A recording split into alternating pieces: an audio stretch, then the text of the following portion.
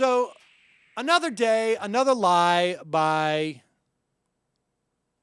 King of New York. I'm speaking, of course, of Michael Bloomberg, who with every day passing with the Occupy Wall Street, it exposes him. This is one of the benefits of Occupy Wall Street.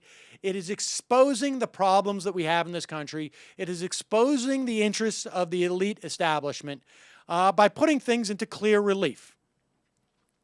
So here is Michael Bloomberg asked, I'm not sure in what context, in some type of interview about Occupy Wall Street. Here he is presenting one of the greatest ongoing lies perpetrated by the right-wing machine to slam government, but also fed by the elite establishment in this country who want to make sure that banks can get away with not technically murder, but at least killing the economy and the financial interests of the 99% of the people in this country.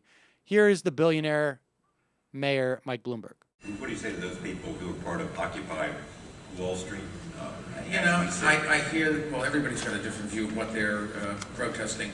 I hear your complaints. Some of them are totally unfounded. It was not the banks that created the mortgage crisis. It was plain and simple Congress who forced everybody to go and to give mortgages to people who were on the cusp. Now, I'm not so sure that was terrible policy because a lot of those people who got homes still have them, and they wouldn't have had them without that. But they were the ones that pushed Fannie and Freddie to make a bunch of loans that were imprudent, if you will. They were the ones that pushed the banks to loan to everybody. And now we want to go vilify the banks because it's one target. It's easy to blame them, and Congress certainly isn't going to blame themselves. At the same time, Congress is now trying to pressure banks to loosen their lending standards to make more loans. This is exactly what the same speech they criticized them for. Okay. So Bloomberg tells two very distinct lies here. The first was it was not the banks that created the mortgage crisis. It was plain and simple Congress who forced everybody to go and give mortgages to people who are on the cusp. He is referring to the CRA, which was the Community Reinvestment Act, which was passed back in the 70s. And he's saying Congress was basically forced the banks to provide what are known as subprime loans to people with poor credit. And presumably, he goes on to say again,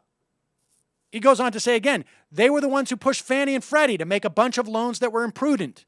They were the ones that pushed the banks to loan to everybody. He's talking about the Community Reinvestment Act, and he's talking about Fannie Mae and Freddie Mac, which are, though they weren't government agencies, there was a government-private partnership. From McClatchy, October 12th, 2008. And there are, of course, multiple sources for this. Contending that lending to poor and minority Americans caused Fannie and Freddie's financial problems, federal housing data reveal that the charges aren't true. And that the private sector, not the government or government-backed companies, was behind the soaring subprime lending at the core of the crisis. More than 84% of the subprime mortgages in 2006 were issued by lending institutions. This was the height of subprime lending. Private firms made nearly 83% of the subprime loans to low and moderate income borrowers that year. Only one of the top 25 subprime lenders in 2006 was directly subject to the housing law that's being lambasted by conservative critics. In other words, there was only one entity that was even subject to the Community Reinvestment Act. Not even 20%, of those private banks that made these subprime loans that failed were subject to the Community Reinvestment Act. If every loan forced upon these private entities by the Consumer Reinvestment Act failed, that would constitute only 20% of the failure of these subprime loans. Further, Fannie and Freddie didn't pressure lenders to sell them more loans. They struggled to keep pace with the private sector.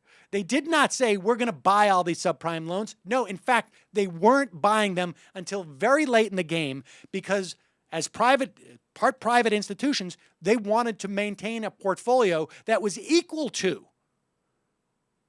or at least in the range of the portfolios that private banks were maintaining of these subprime loans, just because otherwise they wouldn't be competitive.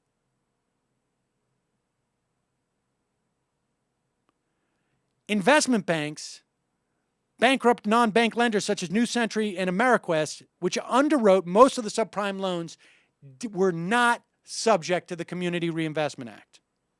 Mortgage brokers also weren't subject to the Community Reinvestment, originated most of the subprime loans.